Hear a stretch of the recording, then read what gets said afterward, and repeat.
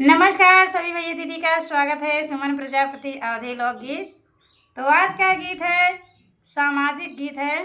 समाज में ऐसा होता है, घर परिवार के लोग करते हैं। तो आइए आप लोग गीत में लास्ट तक बने रहिए।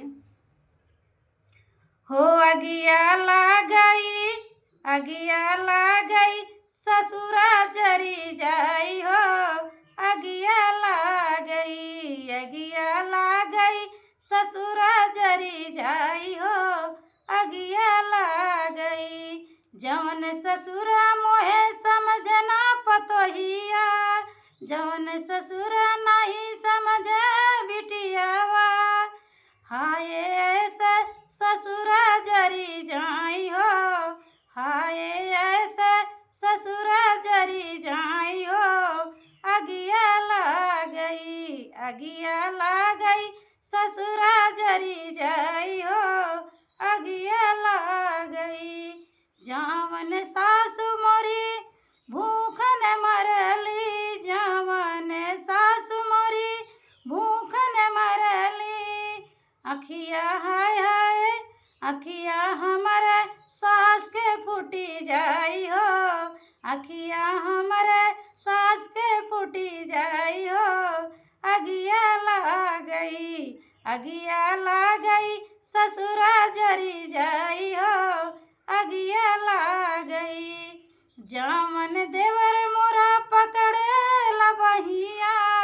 जामन देवर मोरा पकड़े ला बहिया। पकड़े ला बहिया हमें पकड़े ला बहिया। ऐसे देवर रड़ुआ रही जाई हो। अगिया ला गई ससुरा जरी जाई हो।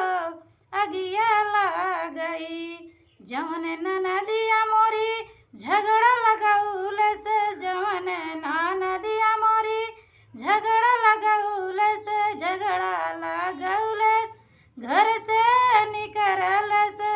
झगड़ा लगाउले घर से निकलले।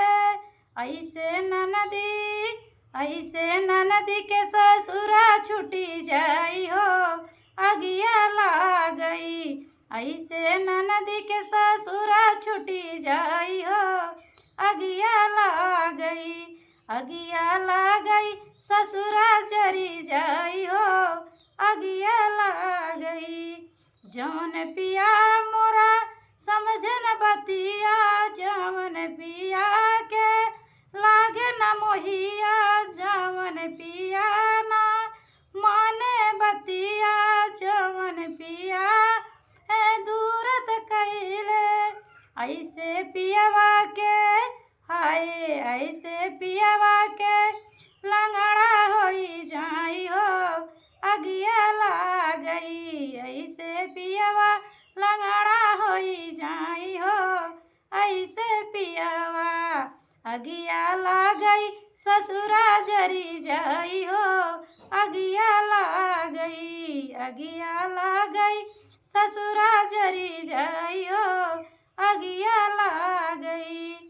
तो ऐसे ही बात कब निकलती है जब बिना वजह बहू को तलाक दिया जाता है, उन्हें परेशान किया जाता है। तो तलाक की हुई जो बहू होती है वो अपने ससुराल के लिए ऐसी भावना रखती हैं। तो भाई लोग बहन लोग अगर ये बात सही है तो आप लोग कमेंट में ज़रूर बताना कहाँ तक हमारा गीत सही है।